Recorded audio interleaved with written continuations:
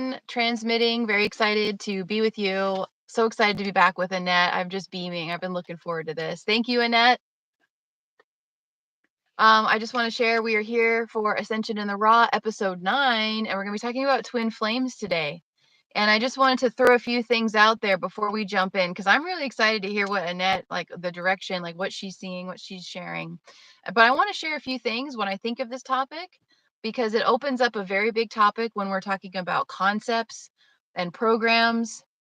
So I want to share some phrases as I've been exploring, mental prisons or programs, like looking at these symbols of imprisonment in our mind and our concepts, definitions of stuff. So some of these words I want to share: conceptual confines, like where are we confined by a concept inside, separated from something bigger, something grander, something expanded.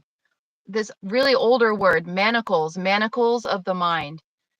And that came because Universe was showing me different ways of saying the word mind in different languages. It looks like mana, and then the word manacles. And it's like, wow, so the word for essentially a handcuff or, some kind of a confining, holding your limbs together is similar to one of the ways of saying mind. Interesting. Okay, mind shackles. Okay.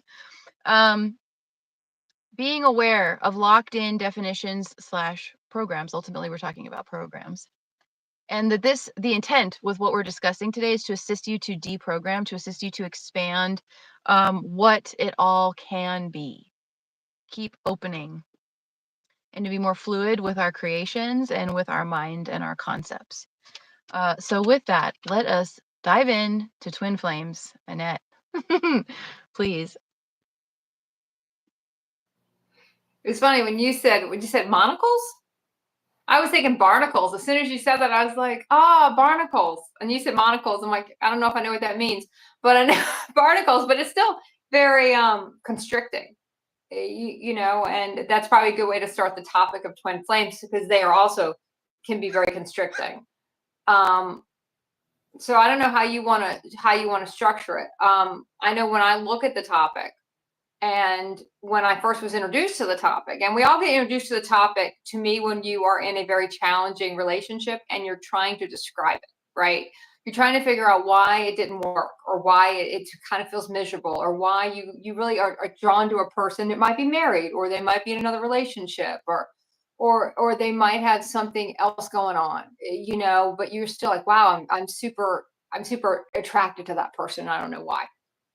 And that's normally when people get into twin flames. It is not any topic anyone has any interest in until some shit goes haywire with the relationship. And then everyone's like, well, what is that? Because we're looking for a reason as to why it's not working out. Why is it a mess? Why is it not what I thought it was going to be? So I think today we're going to probably focus more on the romantic relationships when it comes to twins, and we're not going to focus so much on, like, technically everyone is a twin. Everyone in your life is a twin. The mailman is technically a twin in an aspect of you. So I don't want you to think that, there's just one, because that's not true. There's always more than one. There's never one. If you think there's just one, you're just getting started, because there's more than one. And once we get done with one, we get a new one normally. And that's how it goes for a while, because we train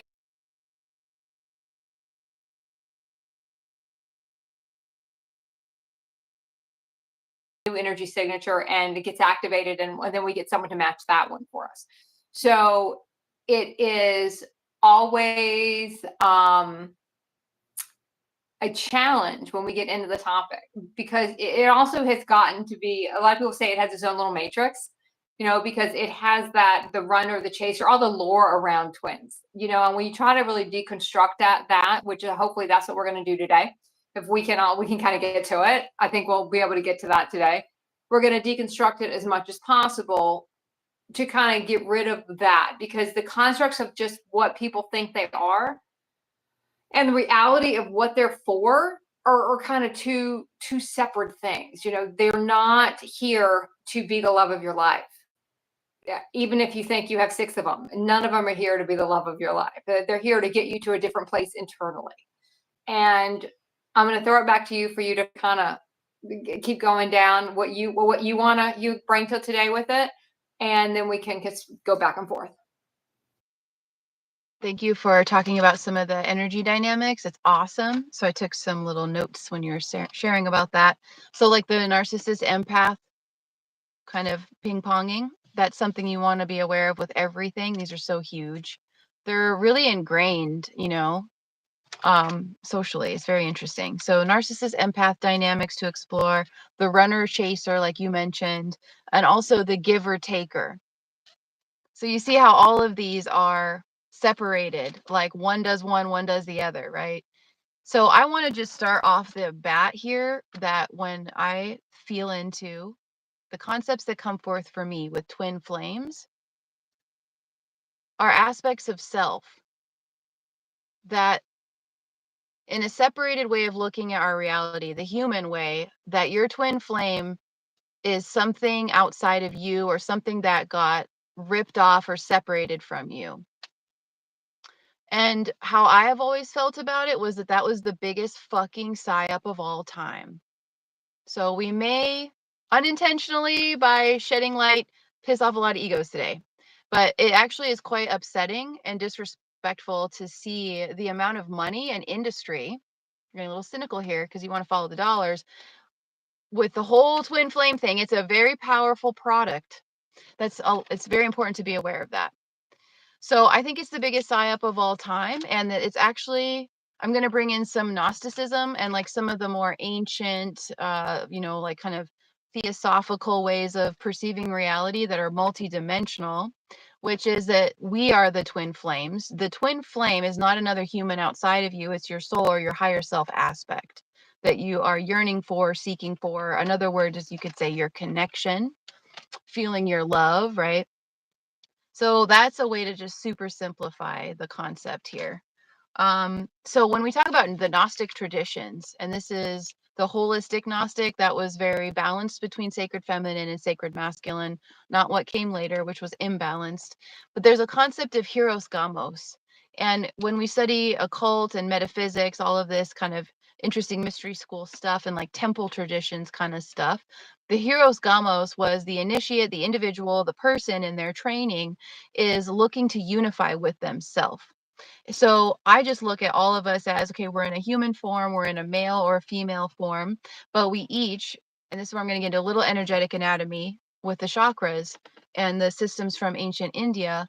We have the spinal column called the Sushumna, and then you have two snakes going back and forth. It also looks like the caduceus. That's where the symbol for medicine originally came from, the caduceus. You have two snakes intertwining around that central column of light, a feminine aspect and a masculine aspect. So regardless of our body, we have both of those forces within, and we're to unify those forces within. Some ways to break that down would be receiving and giving, or inhaling and exhaling, active and passive, right? At rest and taking action. So these are kind of the polarities of doing and being, which are represented by these forces of creation and also elements. So for me, it's the most superficial way for us to be fed what twin flames are, when it's actually a very deep reunion with yourself. Hieros gamos, holy union, reunion, I remember union. So that's what it is it's unifying your higher self, is that you are unified in your perception. You're not separated off. You're free, you're sovereign, you're empowered. So yeah, I will pause with that because obviously we go all over the place. Thank you, Annette. Yeah, the cat wanted to keep coming back in and going back out, and I'm like, you need to go in, dude, or you need to you need to come back in, and you need to go back out. It's funny when you were talking, and it's like love and money, baby, and that's what sells. That's what sells. Everyone wants to how to make $1 million in 5 minutes, or how to attract $1 million in 5 minutes, and everyone wants to know, how do I attract the one? Because we feel so separate from ourselves that we are looking for the one. I remember I got an activation from Lisa Transcendence Brown about bringing in your soulmate, right? Or no, that's not what it was about. It was about a twin flame. What was that thing called? It was Divine Soul Union. But I thought it was to bring in your twin flame. I did that thing, like, I know 700 times. I know I did it that many times. And the funny thing is, by the time you get to the certain place with it, you realize you don't need that because you found the place within yourself. And that was the whole point. But when you're doing it, you don't realize that. So the bait and switch your universe does for you, when you're talking about the twin flames. But there's so much money around the subject. There's a lot of disinformation around the subject because it's more romantic if we think we only have one. It's more romantic if it's like no one likes to watch, even if you're looking at like TV, no one wants to watch a show when everyone's just happy and everything's great. They like the passionate, tumultuous relationships. That's what in the old days, everyone watched Cheers because of Sam and Diane, and they were always they were always like back and forth, and there's zillions of couples throughout TV history, movie history that were back and forth, and people want to watch it for that. They want to see it for that. And you really start to look at your life and you look back on different people. And like I said, we're going to do it today just on romantic. But your friends are twin flames. Your parents are technically twin flame. Everyone is a twin of you in some capacity. It's just to me another way to say a different aspect of you. But the romantic ones usually because they come with either they came with a sexual component or it could have become a sexual component and maybe just never went that far. There's just a lot of lore around it because it transcends all the human stuff. Either we're attracted to people we normally wouldn't be attracted to. We're attracted to people who are married, they're in a relationship. There's a lot of reasons why we should not be, because our soul doesn't care about all that human kind of stuff. Our soul doesn't care about they're married. Those are human contracts. Our soul doesn't care about that kind of stuff. Our soul is looking for what's the way to get us to a different place inside. What's the way to activate you to something else? Get to a place where you can't get to on your own. And whether that's to bring up happiness, whether it's to bring up bliss, whether it's to bring up anger. If we can't get to it ourselves, our universe is going to send in somebody else. And we agreed for that person to come in. These are all soul agreements made ahead of time. These persons are going to come in and do this, right? They're going to come in and do this thing, and they're going to activate us. And then either you're going to live happily ever after, which many times that's not what happens. And most of the time people don't marry. If you leave and they look back and go, maybe they wouldn't say everyone they ever loved was a twin, even though I would say everyone is. But if we're going to put that on the shelf for a minute, just to explain, technically, yes, everyone's a twin. But if we put that on the shelf and say, okay, if you go back in your life and see there's some people that just felt a little bit more, they got special treatment, and twins get special treatment. They get away with more. They can treat us worse. They can just do stuff that other people we would not allow that type of treatment, because there's something about them. There's something that they're showing us about ourselves. And once we get to the part about ourselves they're showing us, they tend to not have the pull anymore, because we've transcended that part of us that they were trying to show us, whether it be a good place, or if we want to even polarize it into something that we might not look at as positive, like anger, fear, guilt, jealousy, obsession. Those are huge things, especially obsession and jealousy. Those are huge things with the twins bring out, because we get so wrapped up in them that even being without them, we don't even know how to do that. We don't even know how to even go through that process, because it's there's such a strong pull for us. And some people you can look back and look where, like, all of mine look the same.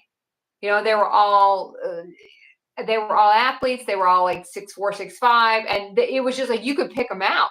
I would know which one was mine by when they came in. I was like, that one's mine. Just comes out right here. I knew it. I don't even have to. A lot of times we'll have them look the same, and that's when it comes to that thing that people would get into it years ago. You have a type. You like blondes, you like brunettes, you like tall, you like short, you like thin, you like whatever. And you would kind of package them all the same way for a while, right? And they all kind of look the same. Mine were always younger than I was, pretty vastly, younger than I was.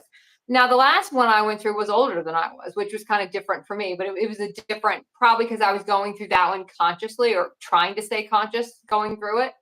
But when you go through these things unconsciously, you just get so wrapped up in the ride that it's not going the Disney princess way, and you don't know why. Why can't it work? Why doesn't it work out? Why is it it's like it's not meant to be? Because it's not there for those outside things we think they're there for. So I'm going to kick it back to you, and you can explore that or go a different direction. So good. So good. And I'm laughing about the unconscious phases and like the cougar phase. Like I'm laughing about it because it's all part of the journey, everybody. Like this is, we're learning, right? We're growing. I didn't say cougar. You said I know. they were that much younger than me. I know. My God. I just had to, like, we gotta laugh, guys. Like the journey is intensifying. We gotta have fun with it, and smile and learn. So partnerships, romantic partnerships, the twin flames. It's for learning. It's for evolving. So I love what Annette was saying because that's what I see it as. Is when we have these encounters, part of the reflection is so strong of certain elements here. There's these activations, there's triggerings happening, there's cellular or genetic memory, DNA unlocking. We have to learn more about ourselves through the others to a point. And there will be elements that we agree to come together to unlock in one another, that it's a very unique configuration and it is sacred. So while I'm kind of being like sarcastic and like a little bit of a smartass with some of this stuff, because it's aggravating to me to observe, again, products, like things being marketed to people where they're very superficial. Like, I guess I could say superficiality annoys me in this phase that I'm in right now of looking at everything. But this is about doing the work together. And when you start to look at your life as a stream and the souls that come in, starting to look at this from a really expanded understanding, that we all agree to connect at different times to activate each other, and that there are phases of this. So like a nice way is like a reason, a season, or a lifetime. It could be unique situations where you are partnered for a lifetime. That can happen for sure. But when it's sold and marketed as a dream, as a Disney concept, as a package, we could really go to post World War II with this, the Pluto and Leo energy, which we're in the opposite of Pluto and Leo. We're in Pluto and Aquarius now, by the way. So it just shows you the contrast here. But packaging, the white picket fence, and all these, it's all very programmed. It's all very cookie cutter concept of a mate and what it was about, right? It's very interesting. And you can see that humanity is breaking it down right now as they're squabbling over all kinds of stuff, like gender roles and all these things that they're learning. They're finding out, oh, we're all actually both, and that one doesn't have it all over the other. It's very interesting. So, sacred mirroring. To me, that's a great deal of what this is about, is sacred mirroring. This person could be helping to bring up dormant trauma from your childhood that you experienced in one of your parents. Dynamics of power, there's a lot of Pluto energy with this. So I want to just invite everyone to imagine the 1111, or 11, and seeing the two columns, right? So each column being the individual, and they're going ping ping ping ping ping ping ping ping, mirroring, reflecting, for better or worse, conscious or unconscious. And what I've observed is when we look at life and our experiences, an accumulation of knowledge, wisdom, self-awareness, which is light, our light quotient increasing, those that we meet on the journey may shift in what they're here to show us, and the lessons, if you will, or the activations become more evolved. So, for instance, it's not so much learning about yourself on a financial level, maybe, or a sexual level, just these initial like things we do with other humans in the initial phases of partnership, like showing you compassion, showing you patience and wisdom. And this is where, it expands. Like Annette is keeping us on topic today. We're only going to focus on romantic, but you got to look at like all the relationships, all the mirrors or aspects, all the souls you cross on the path, strangers, everyone has something for you. It's a way of perceiving your reality. Everyone has gifts for one another, and the amount of work we can do, the depth that we can go with one another, you can really start to feel when it's no longer aligned, like you have nothing in common, or you have different visions of what you want for your reality next, or different priorities even, right? These different values, all of a sudden they're on a different trajectory, and then there's a split. And I think it depends. It's very individual too, like how many splits you're going to have, how many partners you're going to have until it's you and your universe. So I would love to pass it back to you, Annette.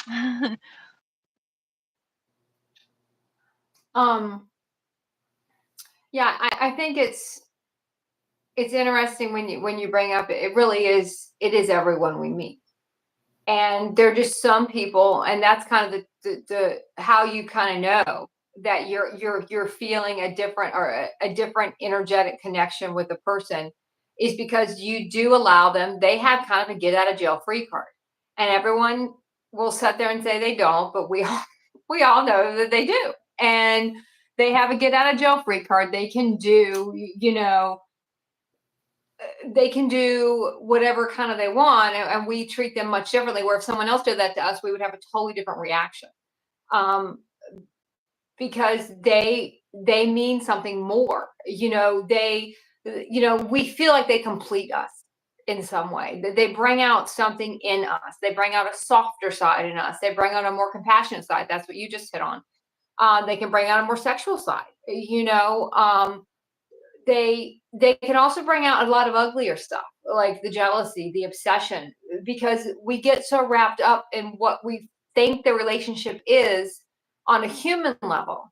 Like a lot of times with twins, it's funny, that old adage, opposites attracts, and then someone went far farther with that and said the only thing opposites attract is trouble. Because you don't have the same thing, anything in common. You don't. You have zero in common. And every twin, romantic, like I'm gonna just keep mine kind of romantic today. Every twin I had, we have really nothing in common. So when you start to take that over, and when you get into ascension, it's not so much the human stuff like age, and none of that stuff doesn't matter. Money, it doesn't matter. Looks, they don't matter. It's the frequency that starts to become prominent. And when you look at that and that doesn't match, but still you want to be with the person. So even when you start going into parts of your ascension process, you still can fall into this twin, people call it a matrix. You can call it a kind of a dark hole and an abyss that puts you in, because you are trying to make it work, trying to drag them with you through your ascension process. And they might just be there to activate you to certain parts of it. I had one person that was there pre-awakening. I had quite a few who were there pre-awakening, and then I had one right after my awakening going into my ascension. Then I had one when I was literally in my ascension process. And the last one wasn't a sexual thing, but the ones before that were.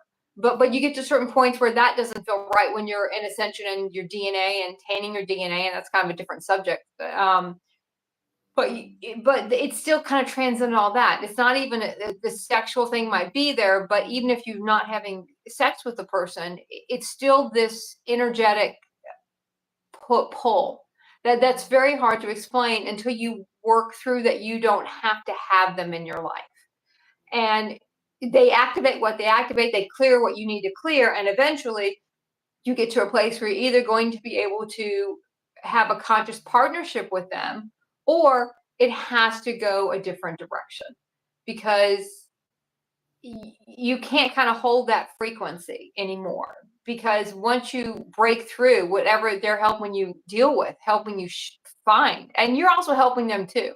So it's never just a one-way thing. We always, even when we get into our ascension, we'll think, oh, we were doing all this for everybody else.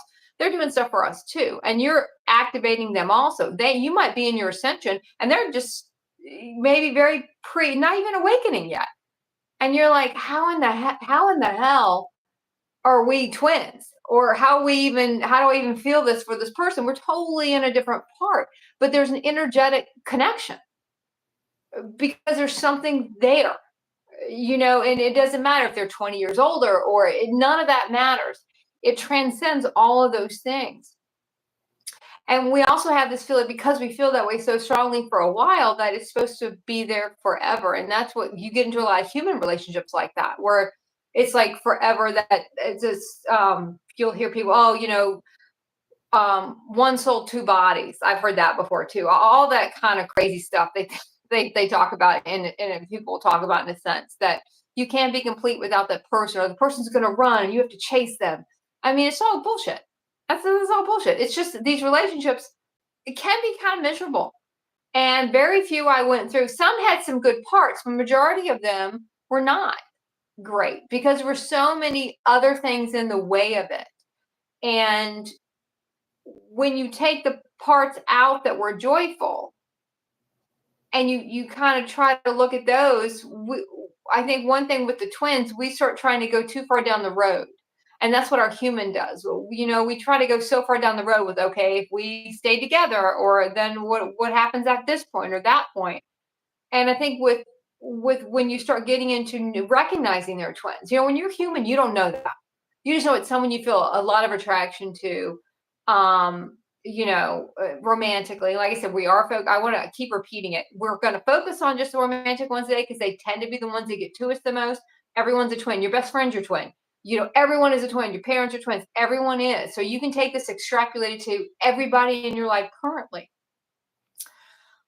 But when we're human, we don't even know it's what they are. We just say it's physical attraction. I'm physically attracted. Thank you for being my twin, Annette. Oh, thank you. I feel so seen.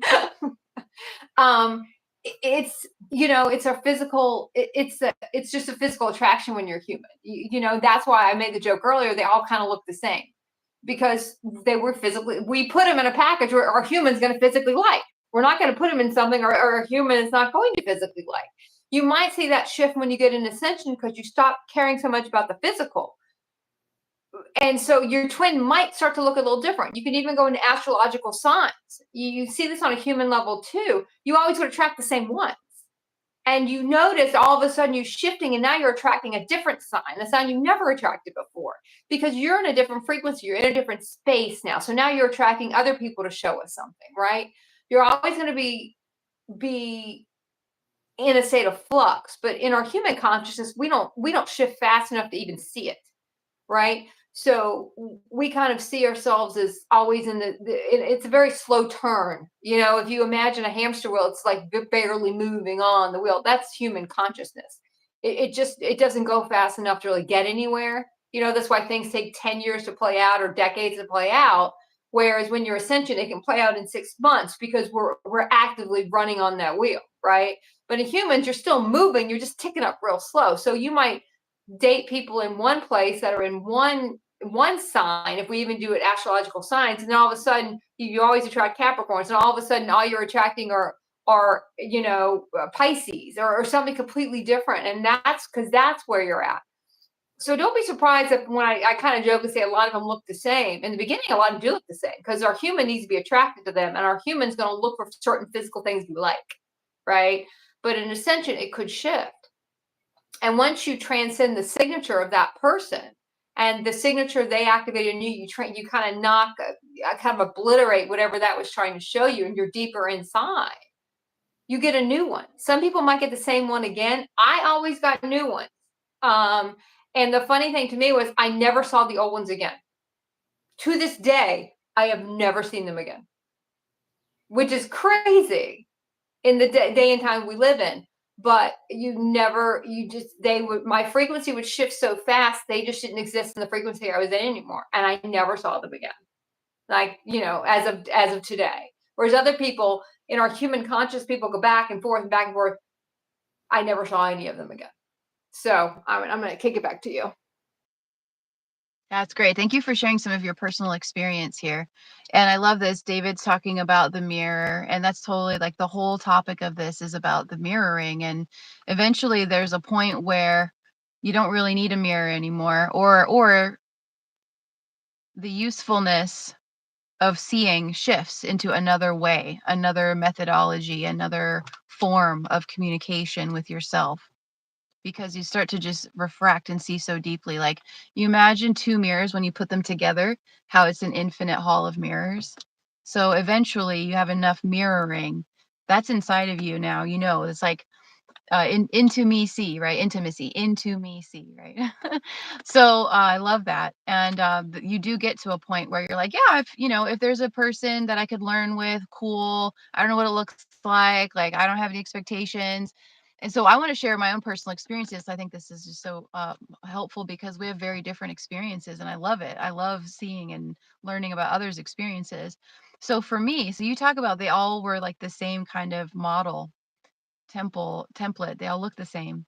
For me, they could not have been more different in the external, but the pattern was the energy was the same. And I remember having this realization where I was like, holy fuck, the form is completely different, but it's the same energy here. And that was a trip to me. That taught me a lot. So then I started delving into more, programming and subconscious and like imprinting, childhood imprinting and stuff. So for me, it was Pluto 100%. I will say it was always attracted, and the person always looked, they could be completely different walks of life, different nationalities, different interests. It was like a grand experiment, like a grand galactic experiment. It was very interesting. So, and then I would see shifts in the energy where they would be more on the same path, but then there would still be a split, and they completely disappear. I completely disappear because I go to a whole other dimensional plane. I'm out. So it is interesting. So I just wanted to share that's interesting and common there of like, yeah, you blip out kind of into a whole other dimension. And what's funny is you could even still live in the same area, but there's never, it's very interesting. So I love some words that came through when you were sharing this last piece were about, first of all, this is a huge spiritual lesson for all of us, is impermanence. Impermanence. It just keeps coming back around. Nothing is fixed, right? Everything has this flow, this fluidity to it. And it assists us as we are expanding our awareness, because the human fixates, wants things to stay the same, feels a comfort, feels a completion in this scenario versus inside. Very different. So when you have that inside, then you start to be able to trust the flow of the river, merrily, merrily, merrily down the stream, right? And the river of life, then you start to realize, oh yeah, people come in to teach and to activate me, and it's kind of like you're just going through and they're just coming and passing through. And the nature of the relationship shifts too, like you're saying, like it's not always physical, and then it leaves the physical, goes to other things, almost like wisdom teachers passing each other on the path and like sharing some fun party facts and then moving on. So impermanence in general, and I think that's one of the biggest and most profound and fabulous and fucking painful lessons and activations from the whole twin flame journey, is that of impermanence. The initial spark with the person, the initial attraction, you go to a different place inside of yourselves, your energy starts to merge, and then it turns into something else. Is it feeling great? Is it like, whoa, this got dark really quick? What's going on? How is the energy intermingling?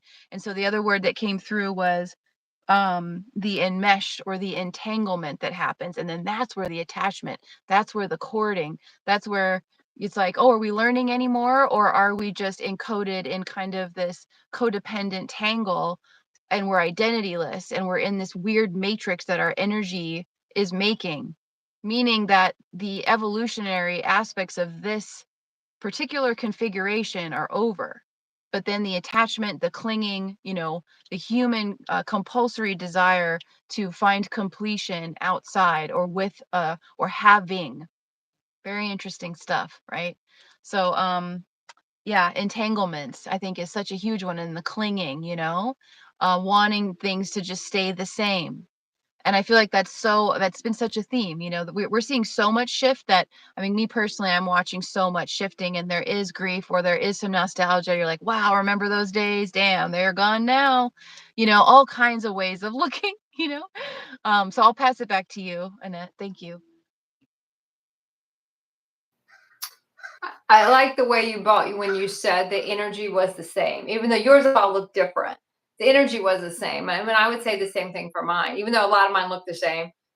They weren't like all identical, but they were they're very similar features, tall, whatever.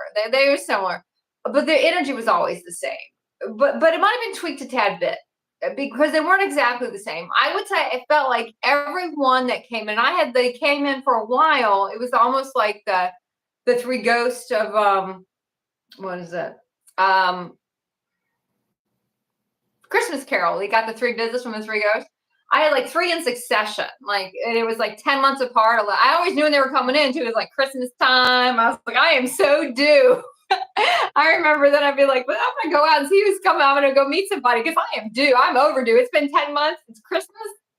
I'm just gonna go sit somewhere and wait for this dude to walk up. Because it's just, you just knew. Now then, I would say it was probably the first one. I was married prior, but I would even say that was at a different level. In a sense, I can't even explain it. So to me, they got more intense, than my earlier ones when I was in my human consciousness. Even though the first couple ones I had and this last bunch I had was still in the first one, still in a human consciousness, but it put me toward the metaphysical road because it was so intense, and then it was completely a nightmare. It just obliterated, it just like fell apart so fast that it kind of pushed me to go toward Reiki, and a lot of these things push us toward other things, and we're looking for a reason as to why, because they can touch us so deeply. It doesn't matter if you're together for 2 weeks or 15 years, and none of that matters. And David put in the comments, and I saw, he's like, people leave the frequency and then they disappear, and we disappear to them. They disappear to us because we leave the reality they're in, and we just take ourselves out of the reality. And a lot of them are still in that same reality. And sometimes they'll leave the reality and we might still be in the reality, and we're still sitting there, and we're still kind of waiting. And when you said, the energy was similar, and I can remember when every time I would meet them, and then the energy was similar, but each one I connected with on a deeper level. Human. The second one, I was more getting to awakening, semi-conscious.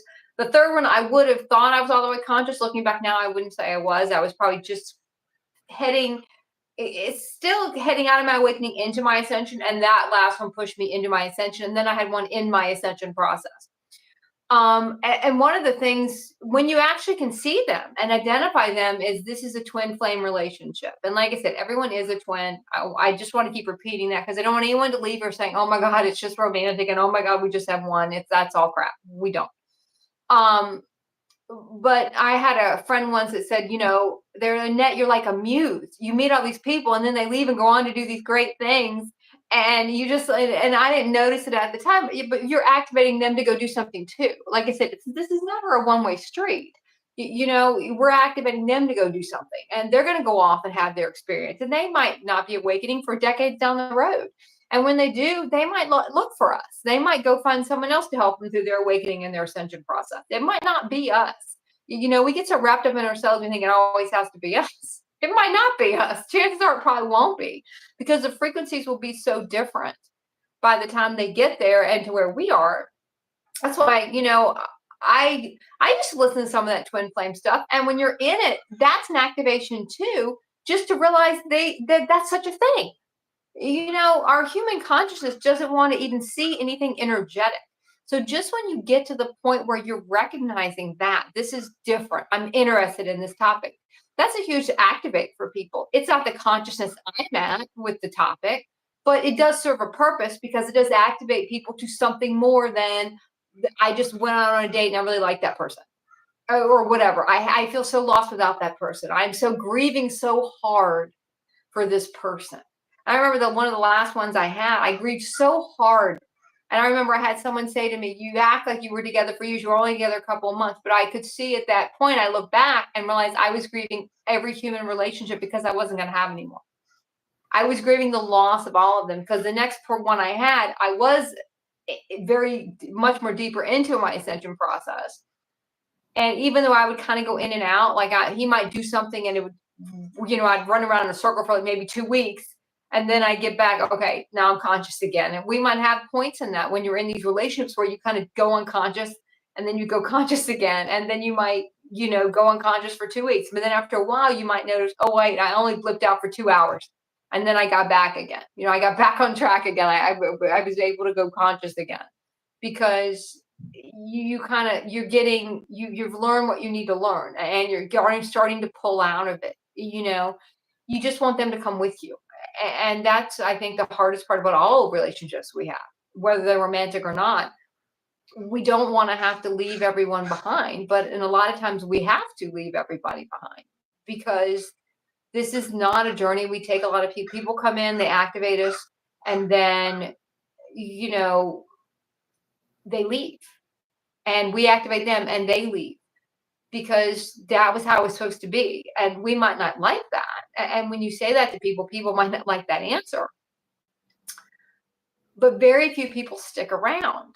And if you look at the people you had around when you started, whether you're in your awakening, whether you're pre-ascension, whether you're deep into your ascension process, whether you're in your human consciousness, when you look back at different stages, I mean, who's still around? And if they are still around, how has that relationship shifted? Because I think sometimes we might not be at a place where someone can listen to the stream and go, yeah, I understand what they're saying. They're just activating me. The whole relationship itself doesn't matter in a sense. They're there to help me get something I can't get to myself. You might still be, I just want that person back, but that's okay because this still opens you up to the concept. And you might want to go listen to 18 hours of how to get somebody back because you still feel like, but as you go through that 18 hours of trying to figure it out, or those months or days or whatever it is, you start to lose interest in that because you're clearing it that way too. You're also clearing out some of that stuff by going through that process too, whether you're going to get your tarot cards read, whatever it is, giving your power away to some of that stuff at the time. Yes, but it's helping you work through the program of that. So, I think if anyone in the chat wants to kind of type in some twin experiences they've had, I think it's interesting because they're not all going to be the same. Like even Marissa and I have had different types of ones, and different, like none of mine lasted that long. But I feel like during awakening and ascension, nothing really lasts that long, except some realities feel like they last forever. When you're in some trying to build new ones, or waiting for new ones to come in, or trying to construct new ones. But I'm gonna kick it back to you. Oh, that's great. Thank you. Yeah, we would love all. Thank you so much to our lovely people here with us. And yeah, you're welcome to, if you want to discuss anything, share anything. Um, I love what you were saying. I observed similar where, like I said, I became aware of patterns of energy that were appearing. And then I started to see, okay, well, if there's a pattern, there's a meaning, let's explore. And then the person would also be more on the path, or I would receive more, there's more reciprocity, each time. And then post ascension, there was one opportunity where I was able to really see, like, yeah, I don't relate to the human way of romantic at all.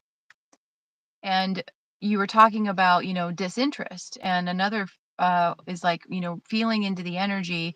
Like, how do you feel around that person? Do you feel elevated, inspired, expanded? Do you feel deflated or tired?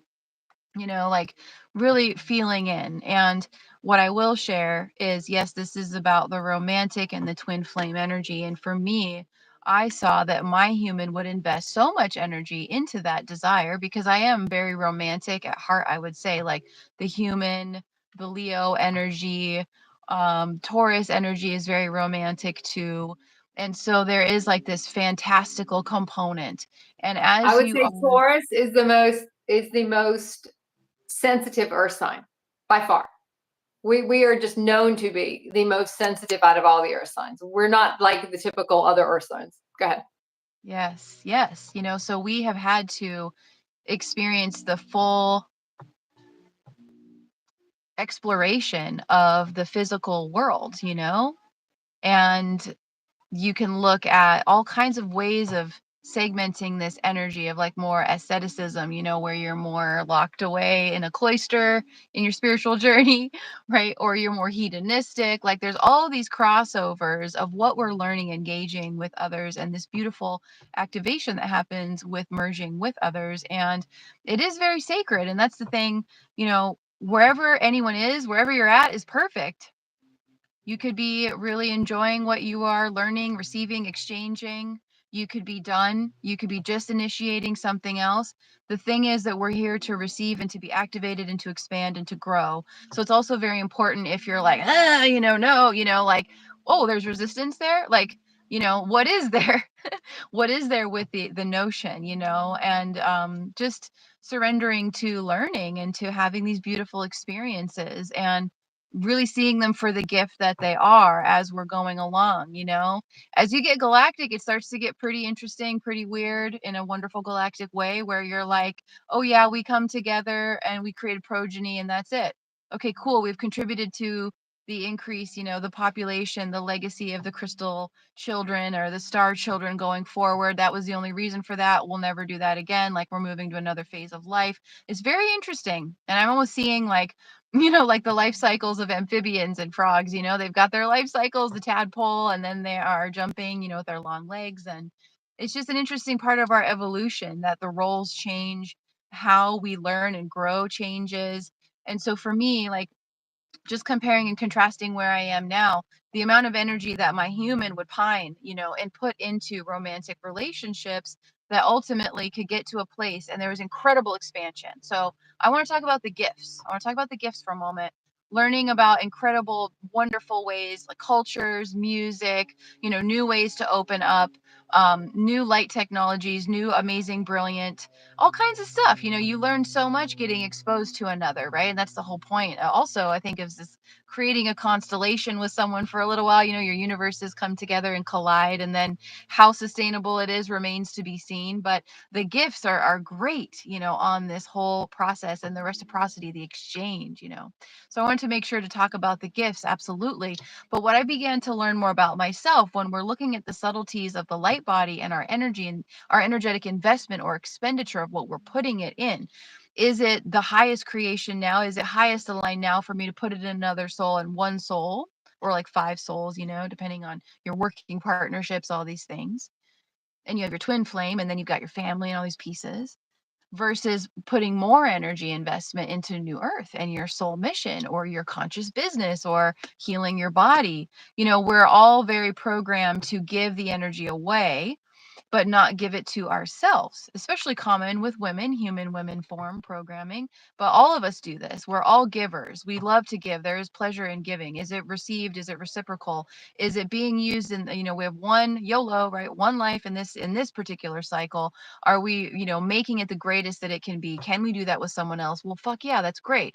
Or do we want to do it with a group of people and we're more like a council, and we're investing in New Earth innovations together, and one person has the skill of accounting, one person has the skill of networking, like just using examples, like let's say conscious business. So I'm putting the energy in calling in soul aligned individuals to build New Earth with what we're doing. Like for instance, me and Annette being together here, like that was a wish, like, and the human me would put everything into the other person, but not New Earth. So yeah, and some of us, depending on how our support systems are created, you are here to do all of that, and that's awesome. So it's just interesting, just again looking at all of this, just dynamics of energy, what serves.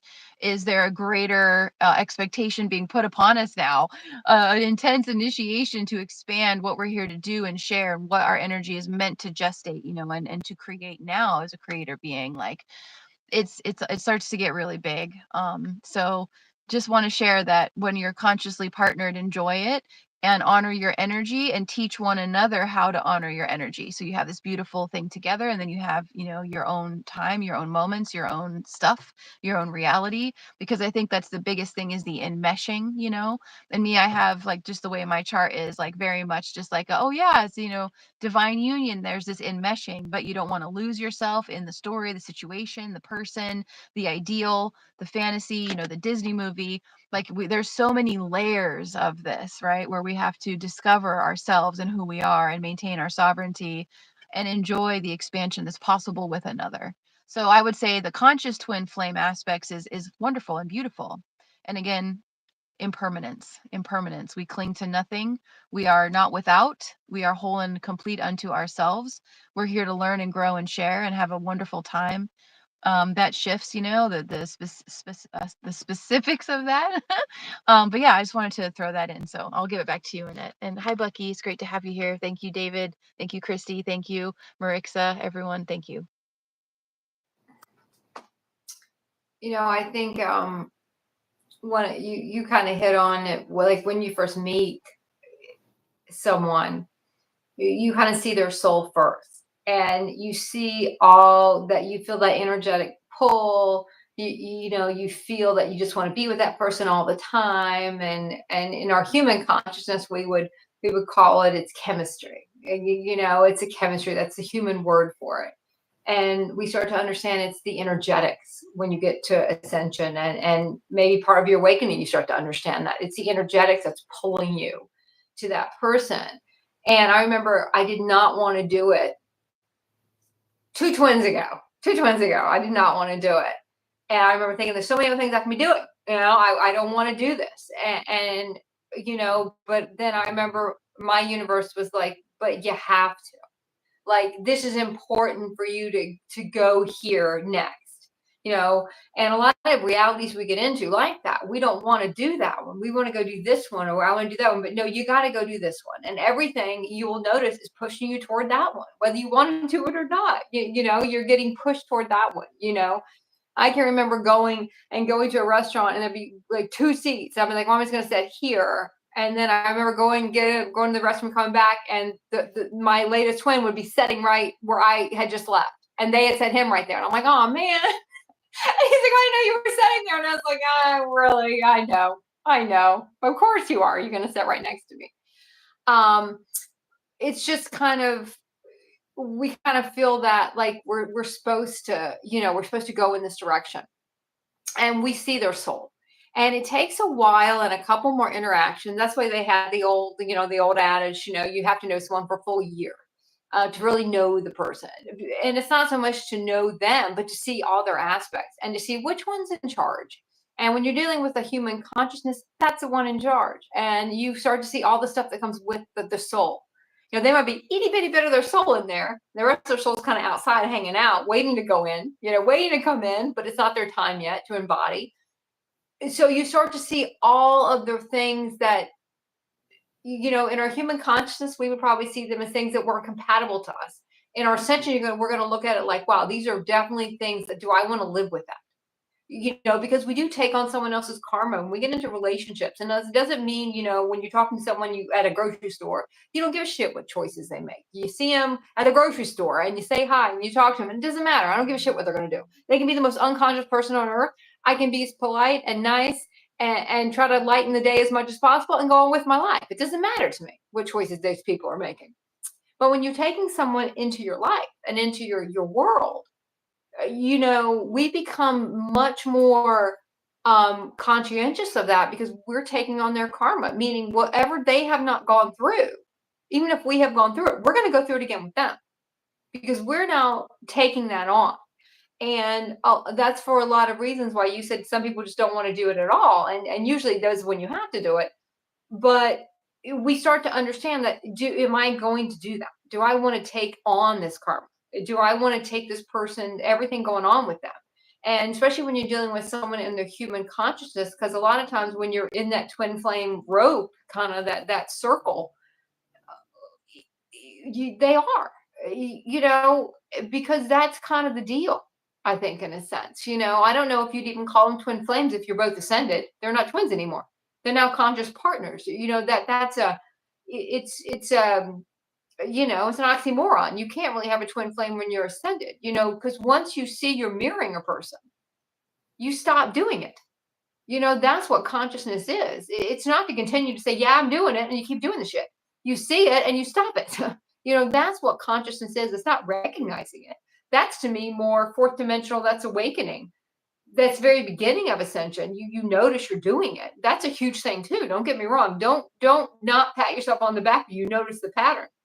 I can look back at all my twins, and my pattern was I would, kind of do whatever they wanted to do. And I would give all my power to that person to decide how the relationship was going to go and what was going to go on. And that was just the pattern I had. Almost justifying why I was there and that I could be in this relationship with this person.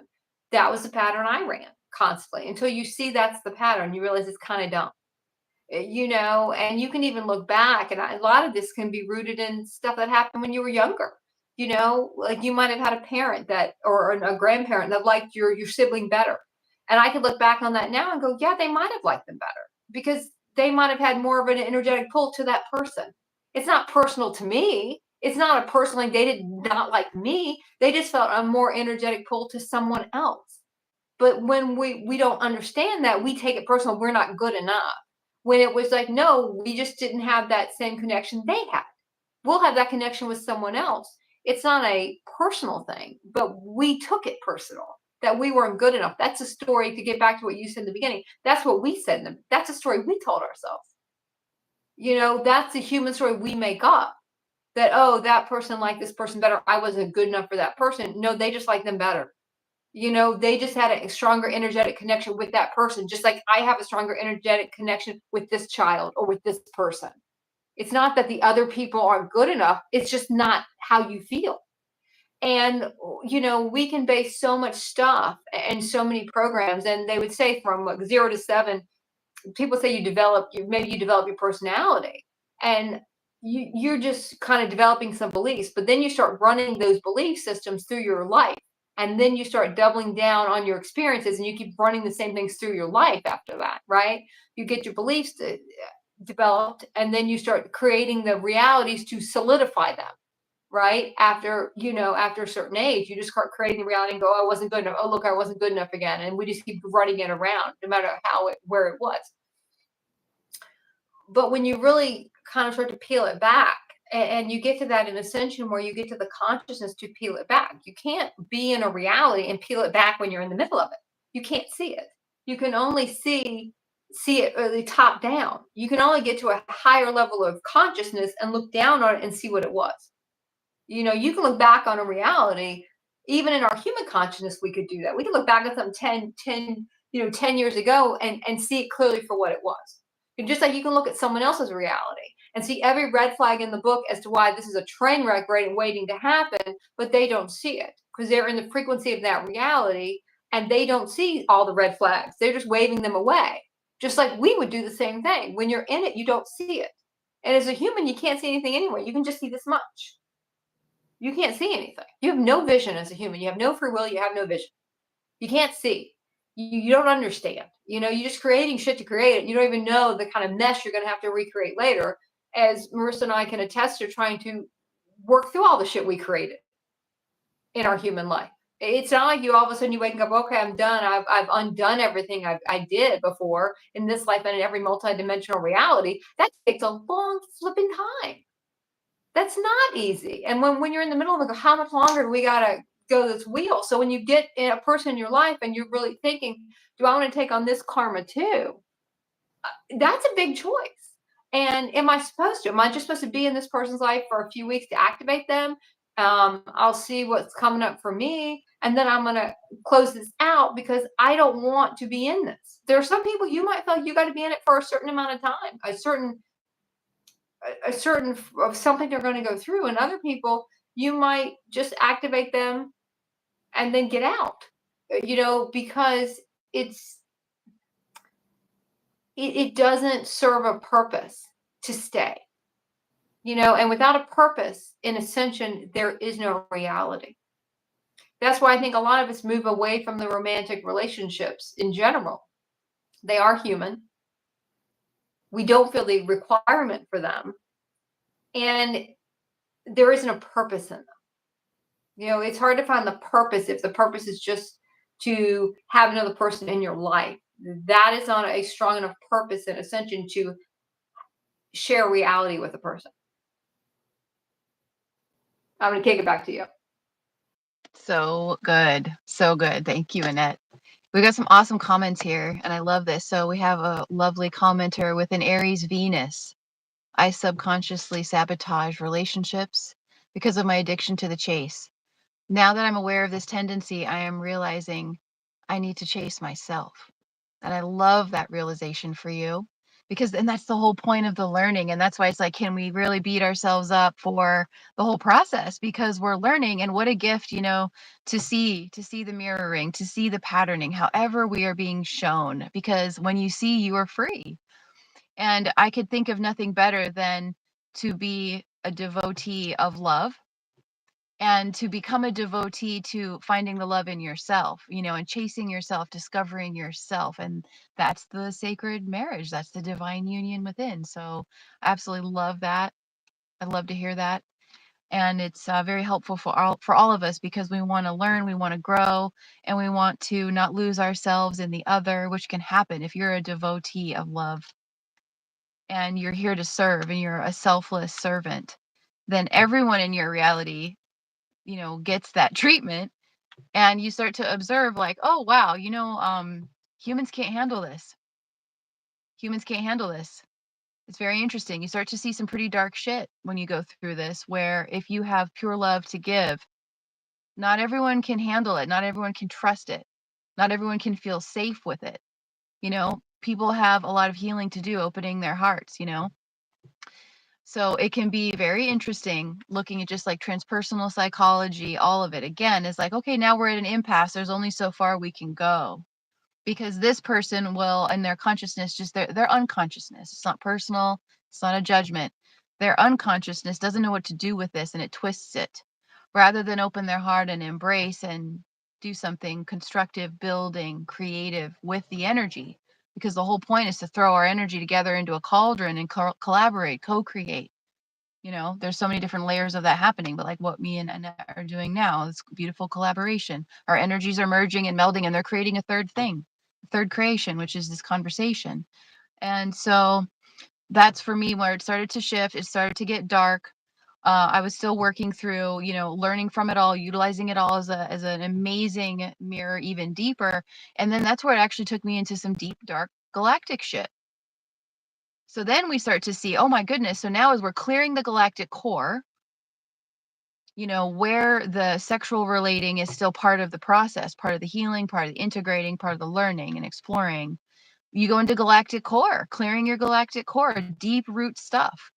And you're actually observing that what you are mirroring, what you are reenacting is a mirror of a parallel reality that's part of collectives and experiences going on between different galactic races. It starts to get really trippy.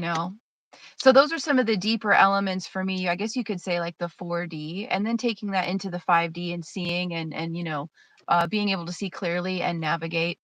And just like what you said, Annette, what karma is appropriate? Well, sometimes we come together and you're horrified by the karma that is that third byproduct, that co-creative thing. You're horrified. You didn't know. There was the attraction, and it was part of the unlocking, right? And so then there's that incredible lesson, incredible expansion, and then the moving on. So for me, it's just been a rapid acceleration of learning, and you feel your way through, what resonates. And in the meantime, you're establishing an even deeper relationship or commitment or partnership with yourself, with your soul. A very simplified expression, and you really know and you feel stable and in yourself. And whether you're meant to continue with another, cool. I know we're focusing on romantic, but for me, just to be, transparent in my reality, it's all platonic and it's all building new earth. It's like conscious business. If you want to try to term it, we're all building, we're all working, we're all way showers. We're here, we're putting together, building libraries of information. Like that is the birthing, that is the kind of tantric energetic alchemy that's happening, this co-creation. That's now how the energy works for me. And yeah, it's very interesting. So anyways, I just want to throw that out there. Thank you, Annette. I think that's interesting because it's the same for me now. My energy goes toward the creating realities, and when you're always there's a point in your process where you're probably the one going through ascension in your reality, and like your people surrounding you. You might have people online, like Marissa and I connect online, and other groups you might connect with, but in your day-to-day life, you might be the only one there that is anchoring in a new reality. And when we start to anchor in a new reality, that means you're doing the work to anchor it in. And I know this year I have been exhausted by anchoring in realities. It's been one right after the other. I've been trying to get a lot of physical things anchored in this year, which means we're doing the physical work to anchor them in, whether that's replanting the yard or whatever it is for you, painting the house. We're usually the ones doing that because we're the ones that can see it, and we're the ones that care about it being done at all. Humans don't care about new realities. They just will keep living out the old ones so they fall apart. There's a difference between anchoring in a reality and bearing the weight of one. And those are two very different types of humans bear the weight of realities, and they'll continue to carry the weight of a reality till it breaks down around them. In your ascension, you start to see it breaking down. You might see years ahead it's going to break down. you can start to see the signs it's breaking apart. And then you have to start bringing in a new one. But when you're the one that can see that, you're the one that's doing it all. So, and the same thing when you get into the twins, like, even though a lot of people hear that term, they think romantic, they click on it, that's what they want to hear, right? It is technically everyone in your life is showing you something. When they cease to show you something, then you're shifting out of that. And either two things, one or two things are going to happen. Either they're going to shift to show you a different aspect, one that you also have, or they're leaving. That's it. Or you're leaving, because they can't hold anymore because you now transcended that aspect. And that's what happens with the twins. Either you shift out of that twin, you stop the behavior. Either everyone gets to a point where they're just so exhausted, they've gotten to the bottom, they have nothing else left to put any more energy into the behavior anymore. And if that's what happens, then it's going to shift out. That person's going to go away, and you might get a respite for a while, and you might get someone else in. Like Marissa said, the same energy. We're going to tee it all up again because we're not done with it yet, And that's why a lot of you start to see the pattern, because it's not that you're repeating it, you're just deeper within the pattern. You get through a certain amount of it, and you might have worked through some of that program by busting through, doing all the reality. You're busting through it. You're having all these experiences with your twin. You're going through the good and the not so great, and you're busting through, clearing that program through those experiences. It's a harder way to do it, but as humans and in certain parts of attention, that's how we would do it. In awakening, that's how you would clear a program. You would just go through the reality and clear it that way. It's longer, it's harder because you have to experience the reality. Whereas when you get to certain places in ascension, you can see it, you can clear it energetically, and you can start to see, like, I think it was CH, I want to think, when they said it became that I realized the pattern, and I would even say you don't even need to chase yourself. You just need to love yourself and realize you don't need to chase anything. That's it. But that's sometimes easier said than done. And that can take reprogramming to do that, to realize that we don't have to do that. Our human is always chasing something. It's like a cat. It's always chasing something because it's not fulfilled. It's too empty inside. It's always looking for something else. But when we really start to break down, why we construct reality, why we bring in the twins, you just start to understand that they're there. It is a very profound relationship. And, even though technically old twins aren't twins anymore, and your new twin might be, the person you learn to put on a pedestal, and then you stop doing that because you can't, in Ascension, you learn you can't treat anybody above anybody else. So you have to learn that lesson. And sometimes you might be the one putting them on a pedestal, but they're not putting you on a pedestal. And you're treating them better than they're treating you. And you have to learn not to do that. And they show us a lot. And whether we go through that, we go through those physical realities, reality by reality, and we go through all that to bust through the programming, or we see the programming and try to work through it energetically. We still might have to work through some realities. We have to learn to close realities out in its highest place. We might not be able to do that. We might just leave the keys in the door and leave. Now, technically, we didn't close it out. It ended. But our universe will say, okay, we'll tee it up again. We'll give you another opportunity at a different frequency to try this again. Can you close this one out? And that's why we get test reality. So we're able to do that, and you might have to stand up for yourself, with, the lady in front of you in Food Lion. And if you can't stand up for yourself, the lady in front of you at Food Lion that you don't know, you're not going to be able to stand up for yourself in front of your twin, whether it's your mother or it's a romantic partner. It doesn't matter, because we learn to do it in situations where we don't have as Marissa said earlier, the entanglement. Technically, yes, they are a twin. They're in front of us. Technically, yes, but we don't have a story with them. We can stand up for ourselves, but because we don't have the reason why we can't. We don't have a loss of, if they get mad, they'll leave. Whereas when we get into the twins and people we are entangled with, if you just even want to strip the twin down and say we're just entangled with them, then when we're entangled with them, then we have all this story that we can't live without them. And if they leave, what happens? Or if we're financially dependent on them, or, whether it doesn't even matter how you've created the reality, you have created it. And now it is, can you live in it? Or is it just, you can't? And you can't go back to the other reality because that one just sunk and you can't board a sinking ship. So that one's gone.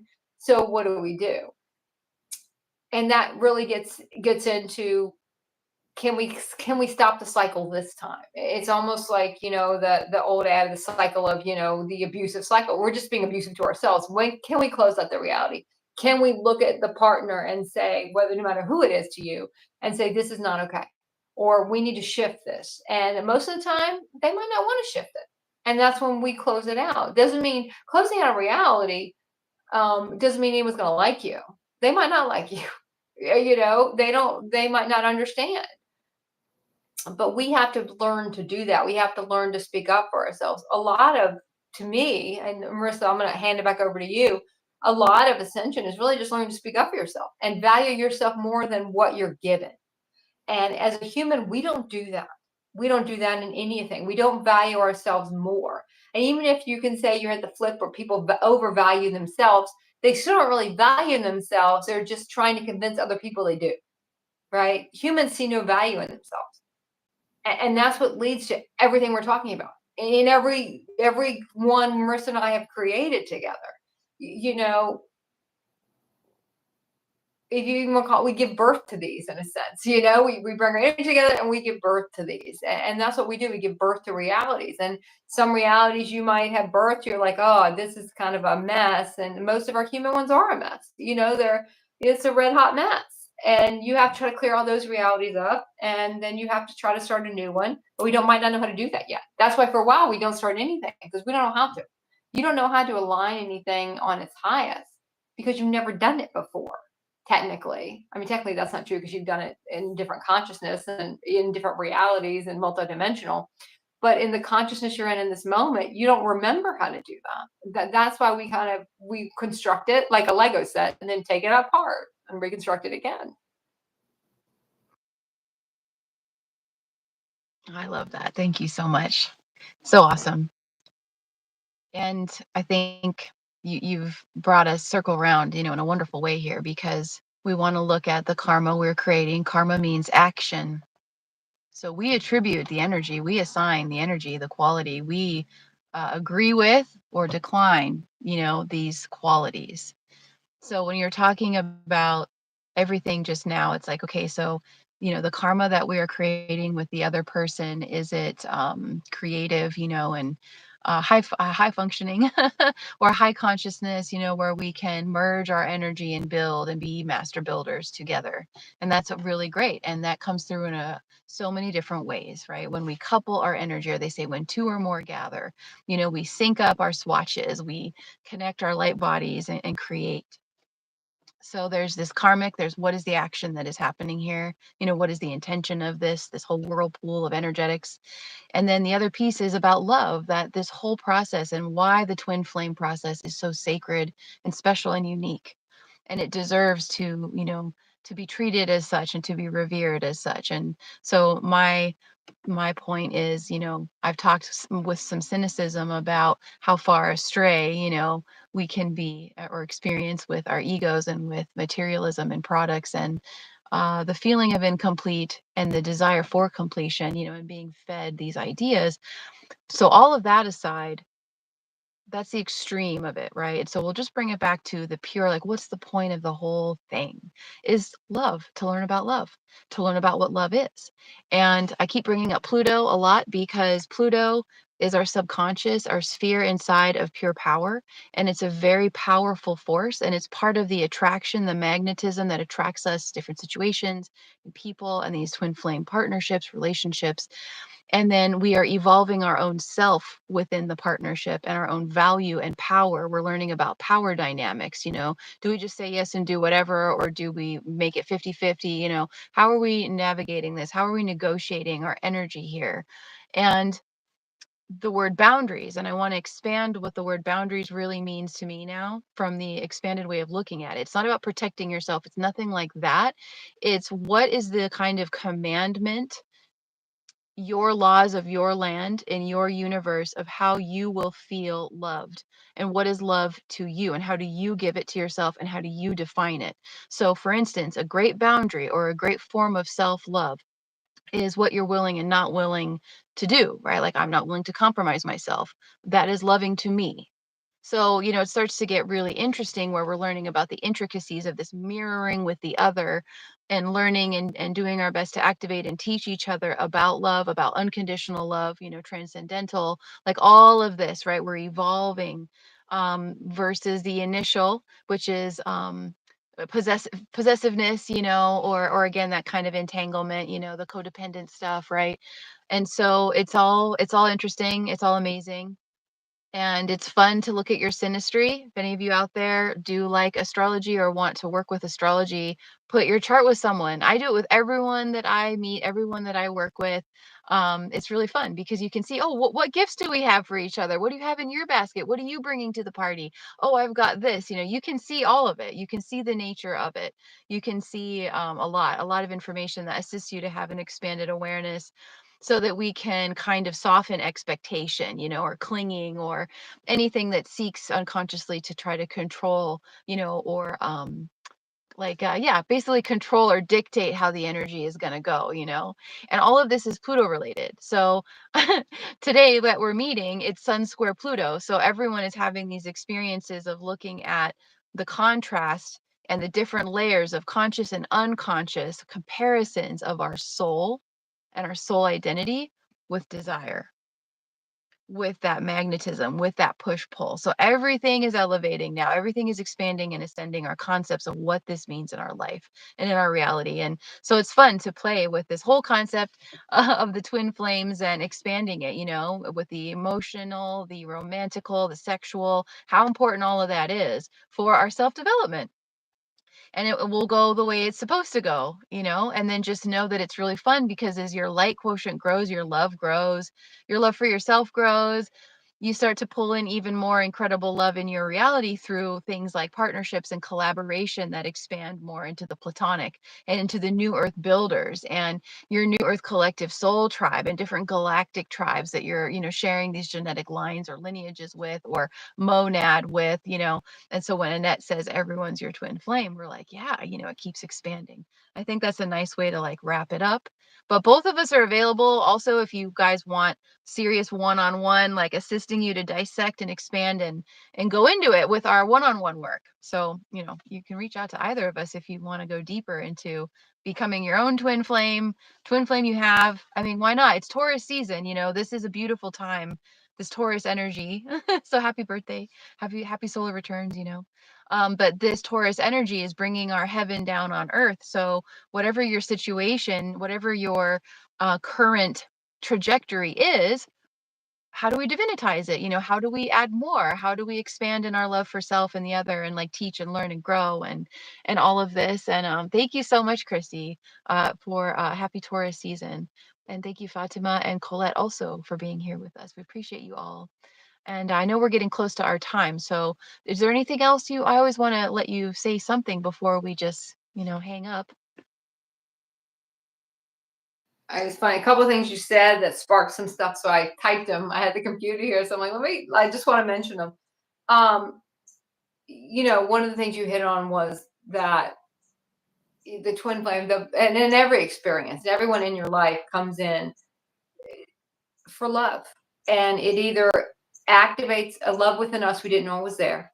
Children will do that. They activate a love we didn't even realize we had. And if you never feel that, even with the twins, when you never felt that love or that feeling, you don't know what that is. And it activates, even though it's activating what's already inside of us. That's the part we don't understand. We think we link it to the person, we link that feeling to the person. I have to have this person to have that feeling, but it's not about the person. The person just unlocks the feeling for us. And they also help us clear what's not love.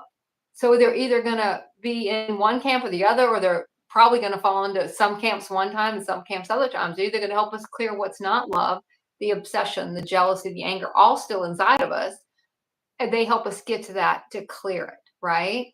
And then you also have where they're going to activate that love within you, where once they activate that, then technically they don't have the purpose anymore because they've shown that to you. And they know you have that inside of you. and they don't need to be there anymore. And if they are, that's great. And it's a bonus, that they're still there, but they don't have to be. And nothing has to be. And there's one other thing I wanted to say, and then I'll kick it back to you to close this out. Anytime we think we can't live without it, get ready, because your universe will take it away. I don't care who it is. I don't care what it is. If you think you have to have that, whatever that external thing is, get ready, because it will eventually have to go to show you don't have to have it. Whether it's a person or a thing or a house or an identity or a job, whatever it is for you. If you think that what makes you important or special, then it will get removed. And a lot of times the twins come in to just show us how special we are. And whether we feel like that in the moment, we will look back. I don't make a lot of guarantees, but I'll guarantee you can look back later. Like I said, you're always going to be at a higher frequency later, and you're going to be looking back down at it when you create a reality at a different frequency, and you can see the whole thing because you're looking at it, from an aerial view. We felt special. That's what they unlock a lot of times too, is they make us feel special. And as humans, we don't feel that way. We feel important, even if it's just for a little while. And then the relationship shifts and changes because we get into deeper stuff, and they help us clear the stuff that we don't even know was there, and it's kind of icky, and we don't even want to admit it was there.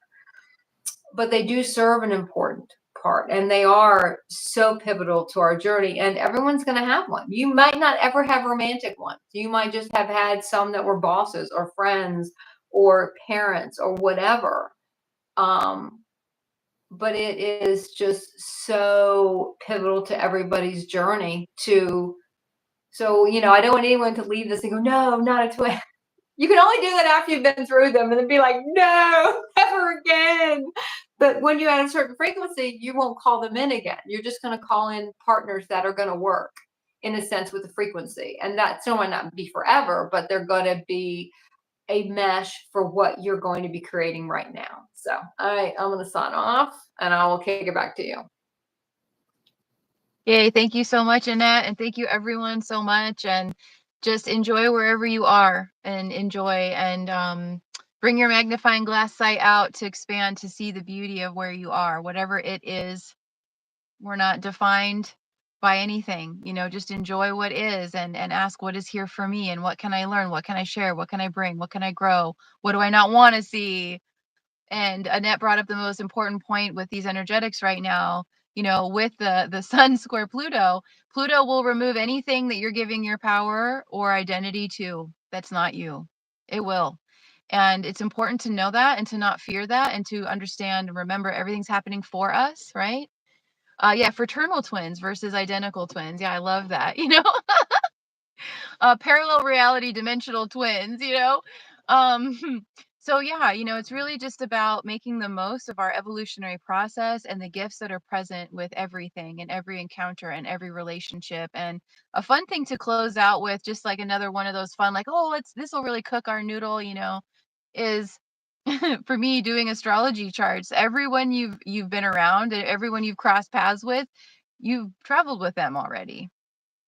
Literally. And that's why we say everyone's your twin flame, and there's different degrees of the significance and the specifics and the contracts, all this stuff coming in to assist an expedited evolutionary process, but it's actually quite astounding and true. Like, literally, you look at the charts, the synastry charts in astrology, evolutionary astrology, everyone's traveled together. That's why we're all together now. And so, a wonderful concept is evolving the energy of the relationship, even if the status or the specifics of the relationship change. What's interesting to observe and just see what's highest aligned is, how do we evolve the relationship, if at all, right? Or you just blip out, depending on it. So anyway, thank you for joining us. I hope this was fun and expansive, and there's no wrong way. It's all the right way.